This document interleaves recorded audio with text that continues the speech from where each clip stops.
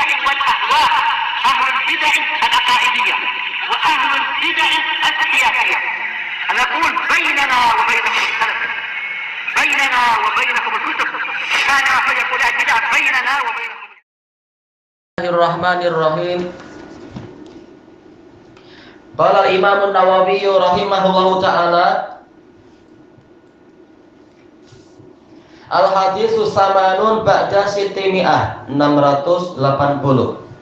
Wa an Aisyah radhiyallahu anha qalat, dari Aisyah radhiyallahu anha yang mengatakan, ma khuyyira Rasulullah sallallahu alaihi wasallam baina amrayni qattu.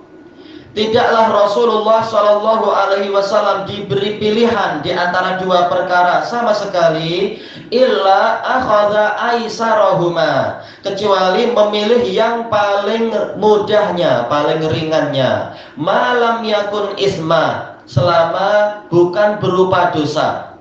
Fa in kana isma, kalau itu berupa dosa, kana ab'adan nasi min, beliau adalah orang yang paling jauh dari perkara tadi.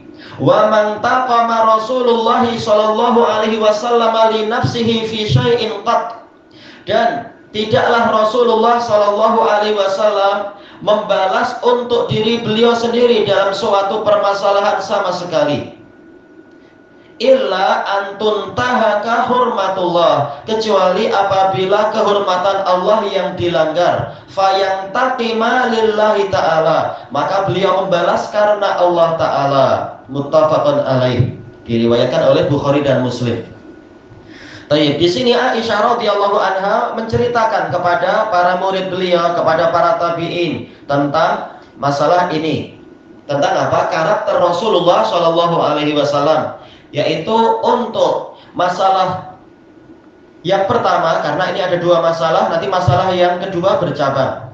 Masalah yang pertama, apabila ada dua perkara atau lebih, maka beliau kalau terpaksa memilih salah satunya, beliau pasti memilih yang paling ringan.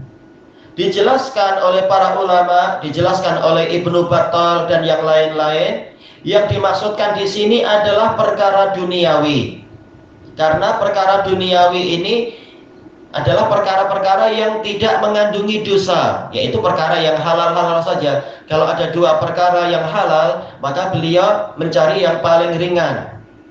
Baik. Makanya ayatnya mengatakan di sini apa lafadznya? Malam yakun isma, selama tidak ada dosa. Berarti ini adalah perkara duniawi. Baik. Tapi dijelaskan oleh para ulama yang lain, kalau tak salah disebutkan juga oleh Imam Ibnu Abdul Bar, bahwasanya ini juga perkara agama. Maksudnya bagaimana? Kalau ada dua peribadatan, maka Rasulullah mencontohkan mencari yang paling ringan, asalkan tidak dosa. Kenapa? Karena melaksanakan firman Allah Ta'ala, wa ma ja'ala alaikum fid dini min haraj. Allah tidak menjadikan pada kalian kesulitan untuk agama ini. Juga menjalankan firman Allah Ta'ala, yuridullahu bikumul yusra wa la yuridu bikumul usra. Allah menginginkan kemudahan untuk kalian dan Allah tidak menginginkan kesulitan. Makanya Allah mensyariatkan adanya keringanan, Rasul juga mensyariatkan adanya keringanan. Lalu beliau mengatakan demikian pula kita diperbolehkan untuk mengikuti keringanan dari para ulama selama itu perkara yang benar. Baik, dikasih peringatan selama itu perkara yang benar. Kenapa? Karena kalau yang salah-salah dari fatwa ulama yang kita ambil dengan alasan mencari yang ringan, agama kita akan repot, akan rusak. Sebagaimana kata para salaf, apa itu? Man tatabba'a rukhsal ulama tazandak. Barang siapa mencari keringanan-keringanan dari para ulama, dia akan jadi zindiq. Sebagaimana juga apa dinukilkan oleh Imam Az-Zahabi di dalam Syiar. Barang siapa mengikuti seluruh keringanan ulama, maka agamanya akan hancur. Selalu cari yang ringan dari fatwa. Maka yang betul adalah yang ringan dicari kalau itu adalah sesuatu yang benar. Baik. Apa contohnya? Contohnya adalah sholat sambil berdiri, ini wajib. Tapi untuk orang yang sakit, maka apa? Lihat apa yang ringan untuk Anda. Kalau yang ringan untuk Anda adalah duduk, maka sholatlah sambil duduk. Rasulullah pun ketika sakit, beliau sholat sambil duduk dan sebagainya. Walaupun mampu, masih mampu, tetapi kalau itu akan menimbulkan kesulitan, maka Anda diizinkan untuk sholat sambil duduk. Dan ini tidak dosa. Tayyib. Ini adalah untuk membuktikan, lalu disebutkan dalil-dalil yang lain, innama bu'istu bil hanifiyati samhah. Saya hanyalah diutuskan membawa agama hanifiyah, yaitu yang selalu apa? Ikut kebenaran dan ikut tauhid, samhah yang bersifat lapang. Tayyib. Makanya disunahkan kita memakai kain pelikat, tetapi tidak sampai diwajibkan. Tapi apa? Ini sunnah. Sunnah berarti pahala banyak, tapi selama tidak wajib, tak boleh kita memaksa orang. Demikian pula perkara-perkara yang lain. Baik. Tetapi kalimat Aisyah ini tidak mutlak. Buktinya apa? Aisyah sendiri bercerita, karena Rasulullah SAW yaqumu minal lail hatta tatafattara qadamah. Rasulullah SAW sering melakukan qiyamul lail sampai kedua kaki beliau berdarah. Maka Aisyah bertanya, ya Rasulullah, lima fa'alta hadza wa qad ghufira laka ma taqaddama min dzambika wa ma ta'akhkhar. Wahai Rasulullah, kenapa Anda melakukan ini? Padahal dosa-dosa Anda yang dulu dan belakangan telah diampuni. Berarti apa? Yang ringan bagi Anda, sholat secukupnya. Kalaupun 11 rakaat, tak perlu sepanjang ini. Ini sudah sangat panjang, 11 rakaat lagi. Kita zaman sekarang mungkin kalau bukan Ramadan, 11 itu sudah sangat payah untuk jiwa-jiwa orang yang tidak terbiasa. Tapi Rasulullah menggabungkan antara 11 rakaat dan panjang sekali sampai kaki beliau pecah-pecah. Maka Rasulullah SAW mengatakan, afala uhibbu an akuna abdan syakura. Apakah saya tidak suka untuk menjadi hamba yang banyak bersyukur? Jadi sekarang sudut pandangnya bukan mencari yang ringan, tetapi ingin menambah syukur pada Allah. Ini menunjukkan hadis yang di hadapan kita ini umum, kemudian keumumannya dikhususkan dengan beberapa peristiwa. Dan itu biasa, dalam Quran banyak dalil yang umum dikhususkan oleh dalil yang lain. Dalam hadis banyak sekali. Demikian pula kaidah-kaidah yang dibuat oleh para ulama, kaidah umum. Lalu apa? Ada perkecualian. Itu biasa di dalam seluruh cabang ilmu. Dalil umum tahu-tahu ada kekhususan demikian dan demikian. Demikian pula yang di hadapan kita ini. Tayyib. Jadi apa? Kita disunahkan untuk yaitu apa? Mencontoh Nabi untuk tidak memberat-beratkan diri sebagaimana dalam hadis yang lain, hadis Abi Hurairah muttafaqun alaihi, inna hadzal din yusrun la yushaddu dina illa ghalabah. Sesungguhnya agama ini adalah ringan, tidak ada yang bersikap keras kepada agama ini kecuali agama ini akan mengalahkan dia, yaitu dia yang akan putus sendiri akhirnya. Dan dalil banyak sekali tentang masalah ini. Kalau kita berlebihan, suatu saat kita yang akan putus sendiri, seperti yang dialami oleh bulan-bulan ini yang namanya muncul siapa? Yaitu Zakaria Al-Yafi'i. Dulu dia ketika di Damaj, dia berlebihan terhadap para Hizbiyun, sampai apa? Mengkafirkan sebagian Hizbiyun. Maka apa? Syekh Yahya berpesan kepada Syekh Abdul Hamid, coba nasihati Zakaria itu jangan berlebihan.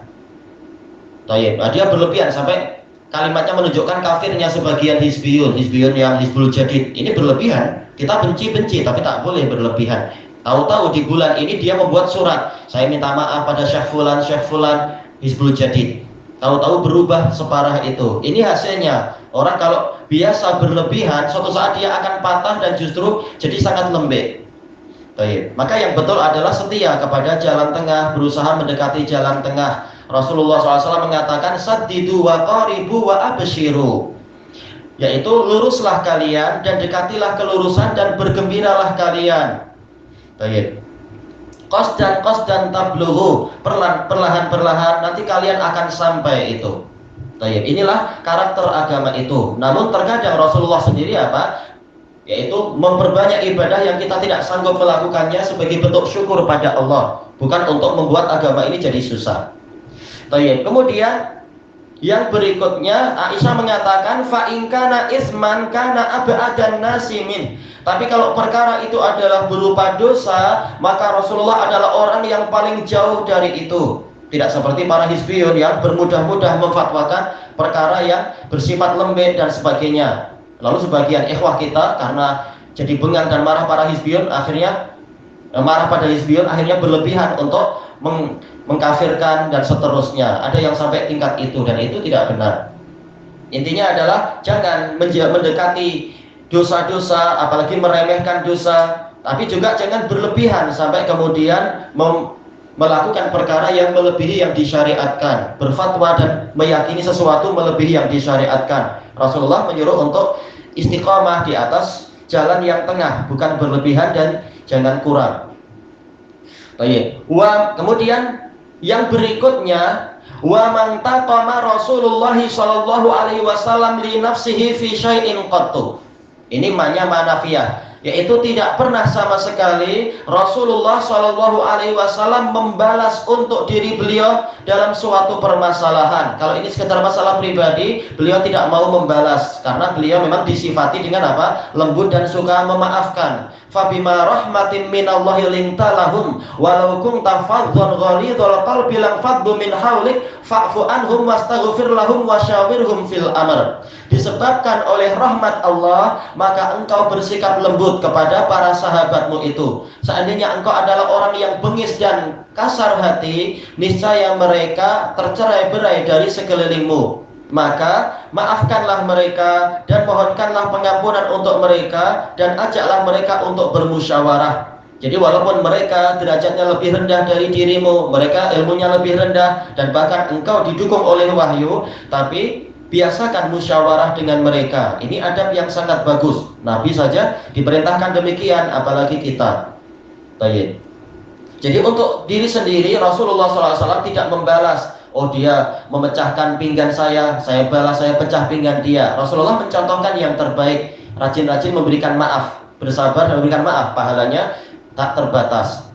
Illa antun tahaka hurmatullah, kecuali apabila kehormatan Allah itu yang dilanggar. Jadi cinta bencinya bukan masalah pribadi, tetapi karena ini kehormatan Allah. Fayantaqima lillahi ta'ala, maka beliau menimpakan pembalasan atau hukuman karena Allah Ta'ala. Ini menunjukkan wajibnya cinta dan benci karena Allah, wajibnya untuk meletakkan kemarahan dan keridhaan karena Allah. Kalau diri sendiri tak masalah, diri saya ini murah, tak mengapa, ini menghapus dosa saya. Tetapi kalau sampai Allah, kalau sampai hukumnya, kalau sampai kehormatannya yang kalian cela, maka ini urusannya lain, saya akan marah. Baik, inilah karakter seorang mukmin, marah dan ridho, cinta dan bencinya. Demikian pula kesetiaan dan berlepas diri itu dibangun karena Allah Ta'ala. Dijelaskan oleh Imam Ibnul Qayyim rahimahullahu ta'ala di dalam kitab beliau Madarijus Salikin, kebanyakan orang membalik perkara. Kalau kehormatan Allah yang dilanggar, kalau syariat itu yang diinjak-injak, mereka diam, mereka bersikap baridul qalb, yaitu hatinya dingin. Tapi kalau mulai perutnya yang diganggu, yaitu bisnis dia yang diganggu atau kehormatan dirinya, maka dia menjadi sangat marah. Dan ini terbalik, tidak mengikuti ajaran Nabi Muhammad SAW. Dan ini juga dibahas dengan sangat bagus oleh Imam Ibnu Muflih Al-Hambali di dalam kitab beliau Al-Adabus Syar'iyyah, menukilkan ucapan Ibnu Aqil Al-Hambali dan yang lain-lain. Baik.